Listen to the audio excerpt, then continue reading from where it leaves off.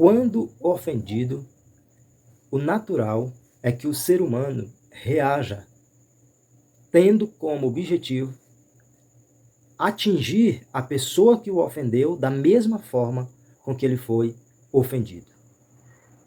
Mas Jesus nos ensina a fazermos diferentes, a termos uma atitude diferente como alguém que faz parte do reino de Deus e que tem o Espírito Santo de Deus na vida.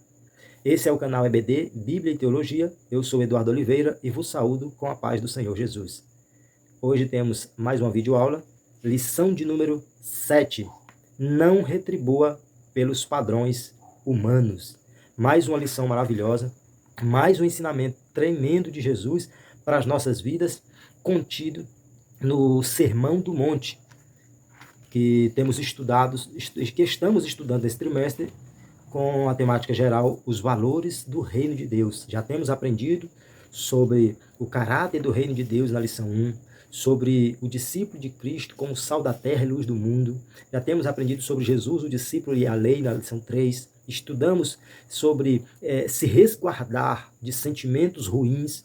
Estudamos na lição 5 sobre o casamento, que é para sempre. Estudamos na lição 6, que foi a última lição, expressando palavras honestas. E hoje, mais uma parte do maravilhoso ensinamento de Jesus no Sermão da Montanha, que vai abordar ainda no capítulo 5, entre os versículos 38 e 48 do capítulo 5 de Mateus. Então nós temos essa temática, não retribua pelos padrões humanos. E vamos trazer a abordagem de 3 tópicos, sendo eles: a vingança não é natureza do reino. Tópico 1. Tópico 2. O amor é a expressão natural do reino. E o terceiro tópico, que é buscando a perfeição de Cristo. Nós vemos, já no nosso texto áureo de Levítico 19:18, não te vingarás, nem guardarás ira, mas amarás o teu próximo como a ti mesmo. São 2 partes do versículo 18 que me chamam a atenção e que eu faço questão de citar. Não te vingues, nem guarde ira, mas ame o teu próximo como a ti mesmo. E na verdade prática, nós vemos que o cristão não deve guardar rancor e nem buscar vingança, mas deve procurar vencer o mal com o bem. Então, nós temos mais uma lição que nos traz maravilhoso ensinamento sobre a vida espiritual, sobre a nossa conduta, sobre aquilo que de fato a lei nos ensina, fala conosco e que nos transmite ensinamentos através da palavra do Senhor. Nós vemos na introdução da nossa lição, o pastor Oziel cita que quando as pessoas nos ofendem, muitas vezes a nossa primeira reação é desejar a vingança. Então nós vemos que, pela natureza humana, a tendência do ser humano é essa. Uma vez ofendido, ele quer retribuir com a ofensa no mesmo nível, né? É natural que o ser humano tente, ao se sentir prejudicado por alguém, tentar fazer com que a pessoa tenha um prejuízo equiparado àquele que ela causou. E a vontade do ser humano geralmente é essa, que a pessoa que prejudicou alguém com intenção sofra um prejuízo pelo menos igual, né? E aí, quando nós olhamos para a Bíblia, quando nós olhamos especialmente para Jesus, nós vemos Jesus dar uma moída no nosso orgulho, no orgulho do ser humano, né? Dar uma moída nos pensamentos, nos sentimentos, nos desejos, nas ideologias do ser humano. Porque a gente muitas vezes, principalmente quando o ser humano se vê com razão, às vezes é com razão ou na razão, tendo razão, que a gente comete os maiores erros. Porque quando a gente pensa assim, não, eu estou errado, a tendência é a gente ter cautela no falar e no agir. Mas quando a gente acha que está certo, seja num trânsito, seja no lar, seja no trabalho, a gente quer ir para cima, a gente quer falar, a gente quer agir, a gente quer fazer. E muitas vezes é quando a gente pensa ter a razão que a gente fala mais do que não deveria ou toma mais atitudes que estão fora daquilo que a palavra de Deus nos ensina. E o que nós vemos aqui é Jesus mostrando a verdadeira atitude que deve ter aquele que faz parte do seu reino quando se sentir prejudicado por alguém. É fácil? Não. Mas Jesus, através da sua palavra em nosso coração e da presença do Santo Espírito, ele nos ajuda a tomarmos a atitude que ele quer que tenhamos. Né? Então, ele está nos ensinando a não retribuirmos segundo os padrões humanos. O padrão humano é de tentar retribuir a uma ofensa no mesmo nível. Mas Jesus nos ensina diferente. Nós vemos aqui que Jesus diz que devemos fazer o bem àqueles que nos ofendem. Né? Então Jesus chega para aqueles religiosos da sua época e mais uma vez instruindo eles nesse sermão, ele diz, olha, vocês têm ouvido, uns têm falado para os outros, com base naquilo que vocês entendem da lei, que é olho por olho, dente por dente. Ou seja, da mesma forma com que alguém te prejudicar, ela tem que ser penalizada. Né? Eu, porém, digo para vocês, se alguém bater na tua face direita, oferece-lhe também a outra. E ao que quiser pleitear contigo e tirar-te a vestimenta, larga-lhe também a capa. Se alguém te obrigar a caminhar 1 milha, vai com ele 2. Dá a quem te pedir, não desvies daquele que quiser que lhe empreste. Quando Jesus está fazendo essa abordagem, Jesus não está dizendo literalmente, se alguém bater de um lado, pede para ele bater do outro. Jesus está ensinando aqui a questão da prudência, a questão da humildade, a questão do autocontrole. Se alguém te prejudicou, não te preocupes não tenhas uma preocupação em evidência de tentar devolver aquele prejuízo àquela pessoa, aquele dano, aquela dor, aquela tristeza, aquele sofrimento. Ao invés de você tentar retribuir, tome uma atitude pacificadora, tome uma atitude prudente, entendendo que o verdadeiro juiz é o Senhor de todas as coisas, que é Deus e que sabe julgar tudo, é justo juiz, é completo, é plenamente perfeito. E ele sabe de todas as coisas e ele é o nosso verdadeiro juiz. Né? É isso que Jesus está ensinando. Né? Nós vemos que não é natural que a gente faça o bem para pessoas que nos ofendam, mas é o que Jesus nos ensina a fazer. Se fosse fácil, não seria mais um desafio da vida cristã. Não era mais uma coisa que Jesus precisava estar mastigando, mas é muito necessário, né? Nós pedirmos a direção de Deus, a graça de Deus, a presença do Espírito Santo para que a gente possa ser conduzido à luz daquilo que Cristo nos ensina a sermos, a vivermos. Né? Só Deus pode dar força para o ser humano para que ele possa amar como Deus, como Jesus ama. Né? Jesus foi o nosso maior exemplo. Filipenses capítulo 2 fala de Jesus, exemplo da humildade de Jesus, que deve ser seguido pelo discípulo de Jesus. Né? De que quando o apóstolo Paulo cita lá, de sorte que haja em vós o mesmo sentimento que houve também em Cristo Jesus, que mesmo sendo Deus, não teve por usurpação ser igual a Deus, mas humilhou-se a si mesmo, assumiu a forma de servo, desceu, padeceu, sofreu até a morte e morte de cruz. Ele nos deixou um grande exemplo de humildade. As pessoas escarneciam dele, julgaram ele, fizeram todo tipo de coisas que possam humilhar alguém, até cuspir na face. Jesus tinha poder para, quem sabe, ali matar aquelas pessoas, mas ele aceitou ser prejudicado. Ele aceitou ser humilhado, ele aceitou ser esbofeteado, ele aceitou apanhar, mesmo sendo Jesus. Imagine nós, quem somos nós, para pensarmos que temos o direito de fazermos justiça ao nosso modo, do jeito que quisermos, com as nossas próprias mãos. Né? É isso que eu entendo e aprendo com Jesus. Eu sei que todos os dias eu preciso aprimorar isso na minha vida espiritual. Todos os dias eu preciso aprender mais sobre isso. Todos os dias eu preciso melhorar na minha vida cristã prática nesse contexto. Porque é um grande desafio, principalmente para quem é sanguíneo, para quem tem um sangue mais forte, né?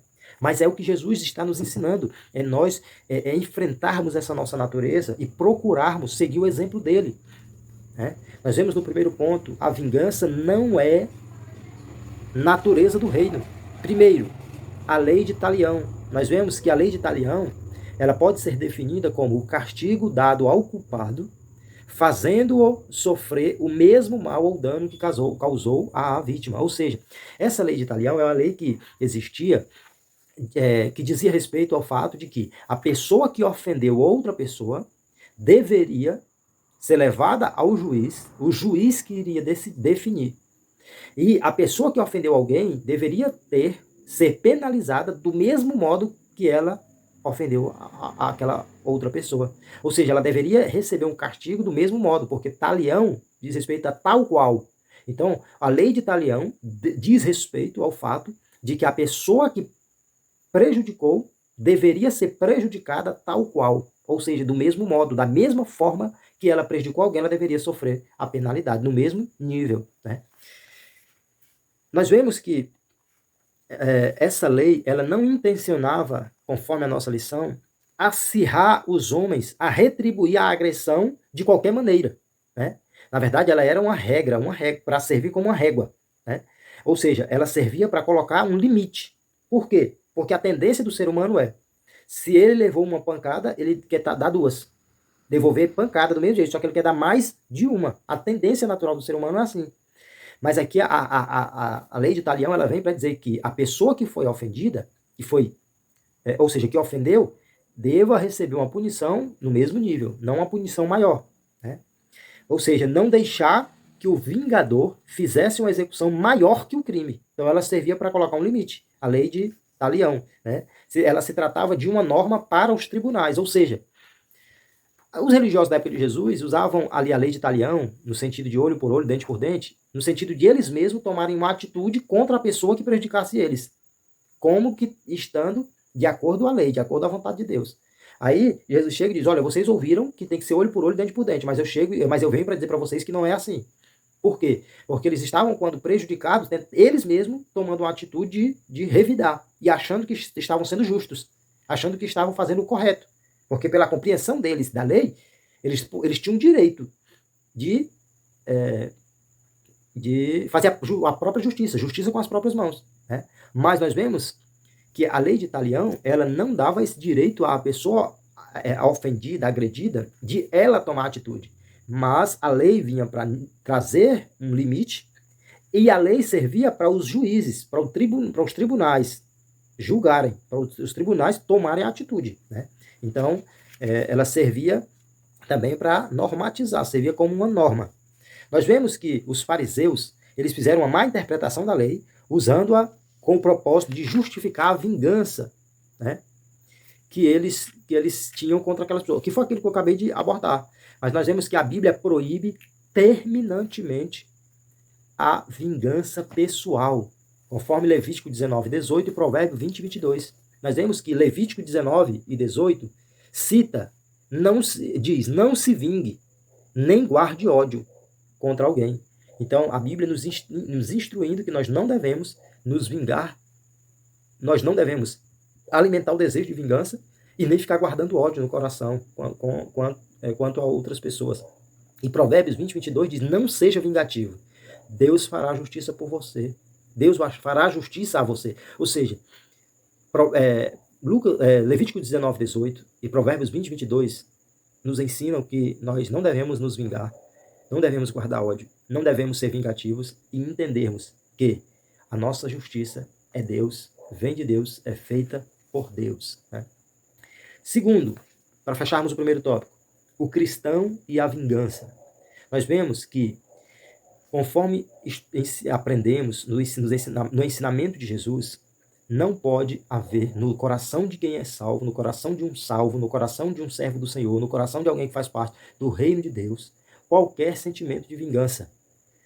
Nós aprendemos, conforme Romanos 12, 9, que a vingança de tudo pertence a Deus. Paulo, quando escreve aos Romanos, no capítulo 12, versículo 9, ele instrui os irmãos ali da igreja em Roma, não se vinguem de ninguém. E ainda no mesmo versículo ele cita, deixem que seja Deus que dê o castigo, né? Não tentem castigar alguém porque feriu vocês. Deixem que o próprio Deus se encarregue de castigar. Ou seja, aqui está o apóstolo Paulo está corroborando com aquilo que está em Provérbios 20, 22, né? Que o próprio Deus é a nossa justiça. O próprio Deus é que faz a justiça e ele é a justiça verdadeira, a justiça perfeita, né? Então nós vemos que Jesus nos ensina a não governarmos nossas relações com outras pessoas segundo o olho por olho. Ou seja, nós vemos que aqueles religiosos da época de Jesus, os fariseus, eles Os fariseus, que eram religiosos da época de Jesus, eles tinham isso em mente, pela interpretação que tinham da lei, que eles poderiam agir dessa forma, olho por olho. Se alguém arrancar o olho se o X arranca o olho de Y, Y tem o direito de ir lá e arrancar o olho de X. Se isso for feito e a pessoa tentar uma fazer justiça com as próprias mãos para com a outra, daqui a pouco tem morte, daqui a pouco envolve várias pessoas, porque é uma coisa que nunca compensa. É uma coisa que não... Por isso que a Bíblia nos ensina, porque é a melhor atitude. É certo que muitas vezes a gente tem que, como dizem a expressão popular, engolir seco. E isso não é fácil. E percebermos que estamos sendo prejudicados e nem sempre tomarmos uma atitude, ou seja, procurarmos tomar uma atitude de prudência, de cautela, de não tomar atitude com o sangue quente, como dizemos popularmente. Então Jesus, ele ensina que não devemos agir como agiam os fariseus em hipótese alguma. Em vez de tentar vingar-se dos outros que o prejudicaram, faça o bem a eles. É isso que Jesus está ensinando. Nós vemos que essa passagem que Jesus está fazendo, essa abordagem, descreve a justiça excelente. Porque a justiça que o homem acha que tem ou que faz não é uma boa justiça, não é uma verdadeira justiça. A justiça por excelência é divina, está em Cristo. E Jesus descreve a justiça excelente e abundante que se espera de nós no reino de Jesus Cristo. Né? Nós vemos que o salvo em Cristo prega e vive o amor, não o ódio. E tem consciência plena de que Deus tem reservado um dia em que há de julgar todos os pecados da humanidade. Então, nós sabemos que nós temos que buscar a justiça excelente. A justiça excelente, nesse contexto, diz respeito ao fato de que nós não devemos retribuir o mal com o mal, mas procurarmos retribuir o mal com o bem. Isso é a justiça excelente dentro desse contexto. E dentro desse contexto, nós compreendemos então que a vingança pertence ao Senhor e não a nós, conforme vimos em Romanos 12, 19, quando Paulo está instruindo ali a igreja em Roma. Segundo tópico, o amor é a expressão natural do reino. Nós vemos aqui nesse segundo tópico, o primeiro ponto, virá a outra face. Nós vemos que Jesus ele está ensinando aqui sobre a atitude que se deve ter quando alguém nos prejudicar. Ainda abordando um pouco daquela primeira parte que foi tratada no tópico 1, nós vemos aqui que Jesus ele ensina, se alguém bater no teu rosto, vira a outra face.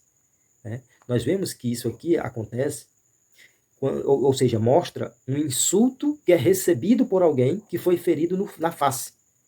Quando nós, e a lição cita que quando somos esbofeteados, citando algo que está que é similar àquilo que acabamos de citar no início da nossa lição, da nossa aula. A primeira reação é agir com as mesmas armas. Agora, o que Jesus está ensinando aqui é que essa atitude de revidar não resolve nada. Pelo contrário, complica ainda mais, ou seja, aumenta o problema. Quando Jesus está dizendo que quando você receber uma pancada, vire o outro lado.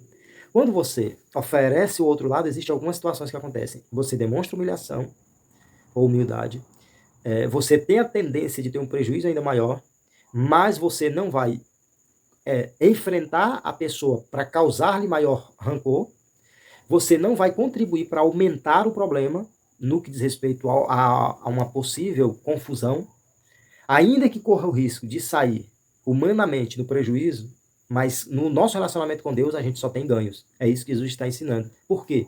Porque o que mais importa não é nós estarmos como pessoas grandes diante dos homens, como alguém forte diante dos homens, como alguém de destaque diante dos homens, mas termos comunhão com Deus. E muitas vezes ter comunhão com Deus é sofrer algum prejuízo diante dos homens. Jesus nos ensina algo difícil, porém muito abençoador. Para muitos, a vingança é sinal de coragem, atitude de quem é forte. Porém, pelos ensinos de Jesus, a vingança é a atitude de quem é fraco, conforme nós vemos na nossa lição. Né? Porque a perspectiva divina para nossas vidas é muito diferente da perspectiva humana. Muitas vezes, nós somos fracos diante dos homens, mas estamos sendo fortes diante de Deus, ou seja, nós estamos resistindo a uma tentativa, muitas vezes, do inimigo de tentar fazer a gente tomar uma atitude brusca, uma atitude errada, né? Então, ser forte diante de Deus pode representar para o homem alguém que é fraco, mas a atitude, o agir de Deus na nossa vida é totalmente diferente do âmbito do pensamento humano. Segundo, arrastar para o tribunal. Jesus está ensinando e nos ensina também que o que estiver sofrendo não deve responder com ressentimento, com mágoa, com ira, né? Mas deveria deixar que a pessoa que tentou tomar a sua capa ficasse com a túnica. Né? É sempre melhor fazer concessões do que persistir em uma batalha judicial ou em competições que levarão a diversos desagrados. O que a nossa lição está nos mostrando no ensinamento de Jesus? Que é melhor conceder, permitir que a pessoa leve alguma coisa nossa, do que levar um problema para um tribunal, para um julgamento, e ficar se arrastando, virar uma grande competição e daqui a pouco uma série de problemas, de desagrados entre várias pessoas que podem vir a envolver-se numa determinada confusão. É isso que Jesus nos ensina. Terceiro, obrigar a fazer algo. Mateus 5,41, quando Jesus cita: e se qualquer te obrigar a caminhar 1 milha, vai com ele 2. Jesus está abordando aqui, tratando de uma convocação feita por uma autoridade que força alguém ao serviço, né? Ou seja, o mais forte pode obrigar sem respeitar a vontade alheia. E aí a lição cita que tudo na vida é uma jornada, uma nova jornada, porque se faz com Cristo. Dessa maneira, a caminhada será gloriosa e abençoada, quer seja a jornada do casamento, quer seja a jornada do trabalho ou a de qualquer outra. Então, tudo na nossa vida são jornadas, são caminhadas. Se essa caminhada é feita com Cristo, ela será gloriosa e abençoada. Ainda que tenhamos que fazer alguma coisa que não queremos, ainda que sejamos obrigados a fazer alguma coisa que não gostaríamos. Mas, muitas vezes a gente se sujeita para evitar um problema, para evitar desgaste, para evitar, muitas vezes, uma confusão, um atrito. Mateus 28:20 diz: eis, eu estou convosco. Jesus dizendo: eu estou com vocês todos os dias até o fim dos tempos. Ou seja, eu estarei com vocês todos os dias até a consumação dos séculos. Ou seja, por mais que seja difícil a gente tomar algumas atitudes, sofrer alguns prejuízos, mas Jesus está conosco, ele vai conosco na jornada e com Cristo vai ser bênção, vai ser glória, em nome de Jesus. Quarto, para finalizar o segundo tópico, fazer alguma coisa por alguém. Jesus mostra que o cristão que realmente tem amor no coração, quando se depara com alguém que está sofrendo, jamais age com indiferença. Ou seja, a pessoa, por mais que não seja um amigo, por mais que não seja um parente, por mais que não seja uma pessoa que eu considere próximo, Jesus está me ensinando que próximo é todo aquele que precisar de nós. Não importa se é alguém que é nosso amigo ou inimigo, se é nosso parente ou alguém que a gente nem conhece, se é alguém que a gente tem afinidade ou alguém que a gente não tem nenhuma afinidade. Próximo será sempre aquele que precisar e que pudermos fazer alguma coisa por ele. Jesus nos ensina a ajudarmos a todos. Esse procedimento, segundo a nossa lição cita, esse procedimento só acontece para quem realmente tem o amor de Jesus no coração. Por isso, manifesta atos de bondade. Provérbios 19:17, aquele conhecido versículo. Ao Senhor empresta o que se compadece do pobre, e ele lhe pagará o seu benefício. Esse é o texto do versículo 19 do versículo 17 do capítulo 19 de Provérbios na NTLH, na Bíblia, na versão Nova Tradução da Linguagem de hoje. Aquele que ajuda ao pobre, empresta ao Senhor. Para nós finalizarmos a nossa videoaula, terceiro tópico, buscando a perfeição de Cristo, uma justiça mais elevada. Nós vemos que a exigência de Mateus 5:43 ao 48, que citamos há pouco, revela uma justiça muito elevada, incompatível com a natureza caída, né? Então Jesus está aqui mostrando uma justiça que é muito mais elevada do que a justiça humana, que é uma justiça que o ser humano vai retribuir a alguém que lhe prejudicou de forma benéfica, sabendo que nós não somos juízes. Deus é que é o nosso juiz, que é o supremo juiz. Jesus diz que devemos fazer o bem àqueles que nos fazem mal, né? O Sermão do Monte é taxativo. Em vez de planejar vingar-se, ore por aqueles que o magoam, né? Então, nossa maior preocupação não deve ser vingar alguém que nos prejudicou. Vamos orar por ele. Vamos pedir a Deus que entre com providência, que fale ao coração, que traga mudança, que faça aquilo que nós não podemos fazer. Segundo ponto, o amor mais perfeito. Enquanto a adição feita pelos mestres judeus desviava da real lei do amor, Jesus falou do amor ágape, o qual é inteligente, compreende as dificuldades e se esforça para libertar o inimigo do seu ódio. Então Jesus, ele dá uma pancada naqueles fariseus, naqueles religiosos, e muitas vezes em nós. Eu não tenho obrigação de ajudar pessoas que têm o coração mau, às vezes a gente pensa. Eu não tenho que ajudar alguém que eu sei que já me prejudicou, que já quis o meu mal. Jesus chega e diz, procure fazer o bem, e deixa comigo, e deixa que eu faça o que tiver de ser feito, no que diz respeito à questão da justiça, né? E aí Jesus chega para quebrar muitas vezes o nosso orgulho, quebrar muitas vezes algumas atitudes que temos quando a gente se vê cheio de razão. Terceiro, perfeitos como o Pai. Nós vemos aqui que pela expressão sede perfeitos, no último versículo do conjunto dos versículos que acabamos de ver, o que se entende é que Jesus limitou essa expressão sede perfeitos dentro do contexto que ele estava abordando, da relação de uma pessoa para com a outra, quanto na questão do amor, né?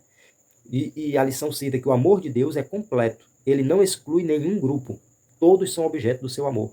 Aí Jesus diz, sede perfeito, ou seja, o amor de Deus é perfeito, ele ama a todos, não importa se são pessoas que o ajudam ou que o atrapalham, que o prejudicam ou que o beneficiam. Ele ama a todos, esse é o amor perfeito. Jesus diz, sede perfeito, ou seja, tenha um amor perfeito, ou seja, tenha um amor que abrace todas as pessoas, um amor que ame quem te ajuda, e um amor que ame quem te prejudica. É um ensinamento profundo da parte de Jesus. O cristão jamais pode amar uns e aborrecer outros, pois se evidenciar bondade apenas para os seus amigos, nada mudará.